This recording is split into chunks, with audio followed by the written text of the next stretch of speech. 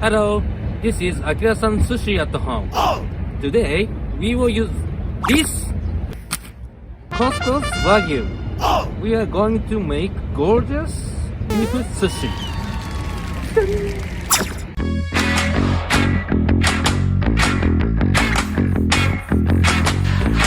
Our two main ingredients today are A4 rank Kuroge Wagyu steak meat and Tasmanian beef round, both something we usually do not work with in Edomae-sushi restaurant, to be honest, but we will show you how Tokyo's sushi master will handle this to make a mouth-watering nigiri. First, we will transform this into this.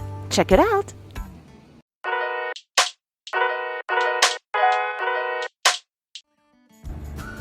Let us begin by trimming off unnecessary parts of Wagyu.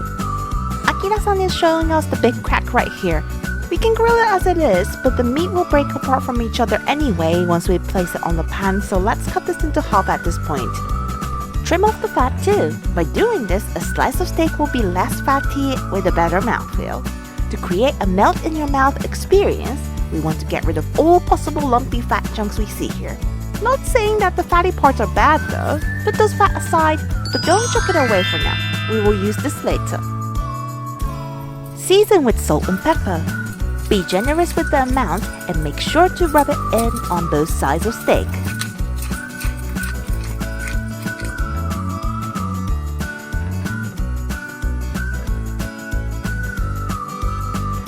Trim the fat we kept from earlier. We will use this as our own beef tallow. Drop the beef tallow in, then start heating up iron cast pan over high heat. Smother pan with fat. You can tell that the pan is warmed up once you see a white smoke coming out like this.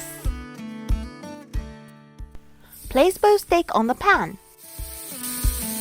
Sear it for about 1 minute without moving. Turn over the steak and cook it for another minute. In the meanwhile, prepare 2 layers of tin foils on a flat surface. Then take out your steak and wrap it tightly. We will give it a rest for about 15 minutes. Steak will continue to cook and juices will redistribute throughout the meat.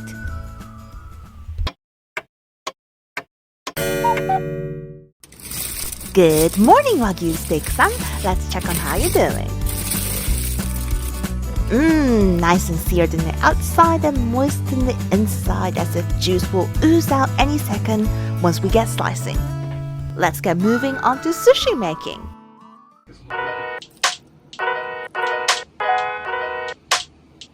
As we showed you in the previous videos, we use our 4 fingers to measure perfect length of neta. This is called tezaku. If we place steak like this, it's a little too large. And this would be too short.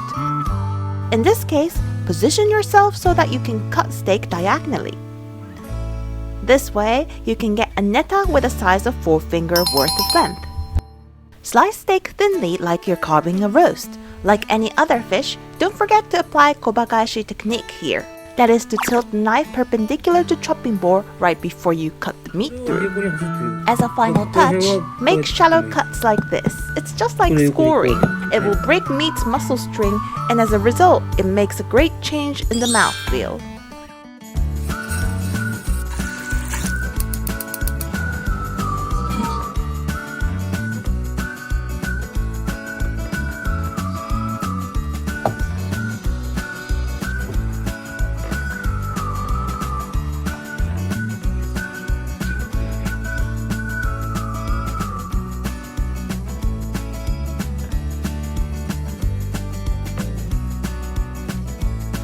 From here, we will introduce you a couple of ideas to flavor your Wagyu sushi. The most simple yet sublime way to enjoy it is with wasabi. Place wasabi of your desired amount in between shari and Wagyu. And paint nigiri sauce.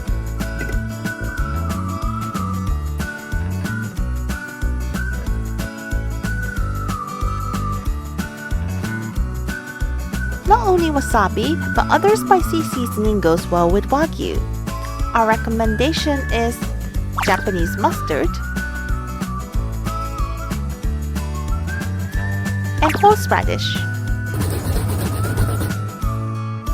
So try them all and find your favorite. Wagyu isn't a difficult neta to make sushi with. It's soft and easy to handle, so it would make a perfect item to practice your nigiri skills. We also love to top with grated daikon, a hint of lemon, nigiri soy sauce, and white radish sprout. This one is super refreshing.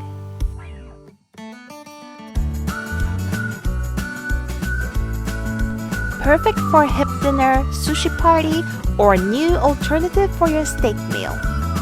Enjoy a gorgeous 4 assorted Wagyu nigiri. Our next episode will be a part 2 of beef special and will feature how to make maki roll and sukiyaki sushi using Wagyu and Tasmanian beef round. Stay tuned! Thank you and arigatou! See you in the next video!